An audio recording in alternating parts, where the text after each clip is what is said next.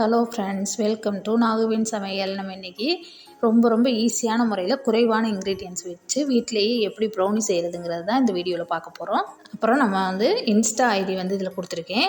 இந்த Insta ID நீங்கள் follow பண்ணிங்கன்னா நிறைய விஷயம் கற்றுக்கலாம். அப்பப்போ நான் அதில் அப்டேட் பண்ணிகிட்டே இருப்பேன்.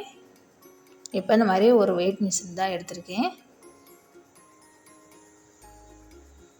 அதை ஆன் பண்ணிக்கோங்க. ஃபஸ்ட்டு ஆன் பண்ணிவிட்டு அது மேலே ஒரு பாத்திரம் வச்சுட்டேன். இப்போ டேர் பட்டன் அமைக்கிட்டு இதில் நம்ம இப்போ டார்க் சாக்லேட் 200 கிராம் அளவுக்கு எடுத்துக்கிறேன். நல்லா ரூம் டெம்பரேச்சரில் இருக்க சாக்லேட்டாக எடுத்திங்கன்னா ஈஸியாக மெல்ட் ஆகும் நம்மளுக்கு.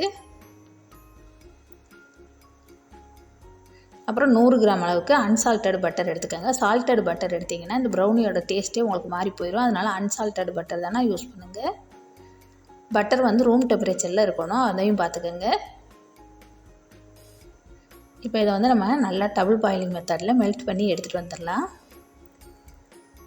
இப்போ பாருங்கள், மெல்ட் பண்ணி எடுத்துகிட்டு வந்தாச்சு. இந்தளவுக்கு வந்துருக்கு. இதில் சின்னதாக கட்டி இருந்துச்சுனாக்கா அதெல்லாம் நம்ம நல்லா அந்த ஸ்பேட்சில் வச்சு உடச்சி விட்டுக்கிறணும். ஏன்னா கட்டி இருந்துச்சுன்னா நமக்கு ப்ரௌனி அந்த மாதிரி வராது, நம்ம நினைக்கிற மாதிரி. அதனால் இந்த மாதிரி நல்லா மெல்ட் ஆகிருக்கணும். இப்போ ஒரு மிக்ஸி ஜார் எடுத்துகிட்டு அதில் 3/4 கப் அளவுக்கு ஜீனி எடுத்திருக்கேன். இதை இப்போ நல்லா பவுடராக அரைச்சி எடுத்துகிட்டு வந்துடலாம். இப்போ ஒரு க்ளீனான ஒரு பவுல் எடுத்துகிட்டு அதில் 3 முட்டை உடச்சி ஊற்றிருக்கேன். அதில் 1 டீஸ்பூன் அளவுக்கு வெண்ணிலா எசன்ஸ் சேர்த்துக்கலாம். இப்போ நம்ம பவுடர் பண்ணி வச்சுருக்கோம்ல அந்த ஜீனியை அதோடு சேர்த்துக்கணும். சேர்த்துட்டு இப்போ இதை நல்லா ஒரு க்ரீமியாக வர்ற அளவுக்கு நம்ம பீட் பண்ணி எடுத்துக்கணும். நான் இன்றைக்கி பீட்டர் வச்சு தான் பீட் பண்ணுறேன். நீங்கள் விஸ்க் வச்சு கூட பீட் பண்ணிக்கலாம்.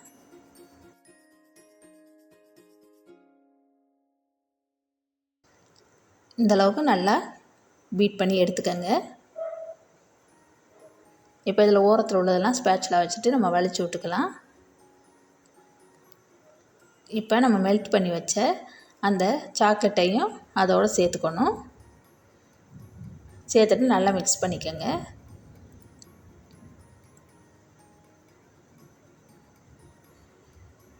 இப்போ பாருங்கள், நல்லா மிக்ஸ் பண்ணியாச்சு. இப்போ நம்ம இதில் டைரெக்டாக தான் மாவை சலிக்க போகிறோம். இப்போ 3/4 கப் அளவுக்கு நான் மைதா எடுத்திருக்கேன். அதை ஒரு சல்லடை வச்சுட்டு அந்த மாவை அதில் சேர்த்துடலாம். சேர்த்துட்டு நல்லா சலிச்சு விட்டுக்கோங்க. ஏன்னா இது எதுக்காக சலிக்கிறோன்னாக்கா கட்டியெல்லாம் எதுவுமே இருக்கக்கூடாது, அதுக்காக தான் சலிக்கிறது. இப்போ ஒரு 1/4 கப் அளவுக்கு கொக்கோ பவுடர் எடுத்துகிட்டு அதுவே நல்லா சலிச்சுக்கலாம். இப்போ ரெண்டையும் நல்லா மெதுவாக மிக்ஸ் பண்ணுங்கள். இப்போ பாருங்கள், நல்லா மிக்ஸ் ஆயிடுச்சு. இந்த அளவுக்கு நல்ல ரிப்பன் கன்சிஸ்டன்சியில் நம்ம மிக்ஸ் பண்ணி வச்சுக்கணும். இப்போ 7 இன்ச் அளவுக்கு நான் ஸ்கொயர் டின் க்ரீஸ் பண்ணி வச்சுருந்தேன் ஃபஸ்ட்டே. அதில் சேர்த்துடலாம். நேரத்தில் அவனை 10 நிமிஷத்துக்கு ப்ரீ ஹீட் பண்ணி வச்சுருக்கேன் 180 டிகிரிக்கு. இப்போ இதை நல்லா 3 தடவை தட்டி விட்டுக்கோங்க. அப்போ தான் அது உள்ளே இருக்க ஏர் பப்பிள்ஸ் எல்லாம் நம்மளுக்கு உடையும். இப்போ 35லேருந்து 40 நிமிஷம் வரையிலும் இதை அவனில் வச்சு எடுத்துகிட்டு வந்துடலாம். கரெக்டாக எனக்கு 40 நிமிஷம் ஆச்சு. அது வெந்துருச்சான்னு பார்க்குறதுக்கு இந்த மாதிரி ஒரு குச்சி வச்சுட்டு குத்தி பார்த்தீங்கன்னா குச்சியில் ஒட்டி பிடிக்காமல் வந்துச்சுன்னா வெந்துருச்சுன்னு தெரிஞ்சுக்கலாம். இப்போ அது கொஞ்சம் ஆறட்டும். ஆறினதுக்கப்புறம் வெளியில் எடுத்துடலாம்.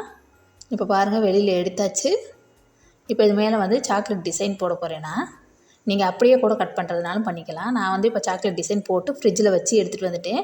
ஃப்ரிட்ஜில் வச்சு நம்ம எடுத்துகிட்டு வந்ததுக்கப்புறம் கட் பண்ணோன்னாக்கா நல்லா பீஸ் போடுறதுக்கு ஈஸியாக வரும். இல்லைன்னா கத்தியில் ஒட்டி பிடிக்கிற மாதிரி இருக்கும் நம்மளுக்கு. இப்போ நான் இந்த ப்ரௌனியை 4 இதுவாக கட் பண்ண போகிறேன். 4 பீஸாக. இந்த சைடு 4 பீஸும் அந்த சைடு 4 பீஸ் வர்ற மாதிரி மொத்தத்தில் 16 பீஸ் வருது இந்த ப்ரௌனியில். பாருங்கள் எவ்வளோ சூப்பராக வெந்து வந்திருக்குதுன்ட்டு. அதோடய ஸ்ட்ரெச்சர் பார்த்திங்கனாலே அவ்வளோ சூப்பராக வந்திருக்குது. ப்ரௌனி ரொம்ப ஈஸியான முறையில் செஞ்சிடலாம். கேக் செய்ய தெரியாதவங்க கூட இது செய்யலாம். இதோட வெயிட் பார்த்திங்கனாக்கா 700 கிராம் இருந்துச்சு. நம்ம எடுத்த அளவுக்கு 700 கிராம் அளவுக்கு ப்ரௌனி கிடைக்கிது நம்மளுக்கு. அவ்வளோ ஒரு சூப்பர் டேஸ்டியாக இருந்துச்சு. பசங்களும் ரொம்ப விரும்பி சாப்பிடுவாங்க நம்ம வீட்டில் செஞ்சதுனாக்க.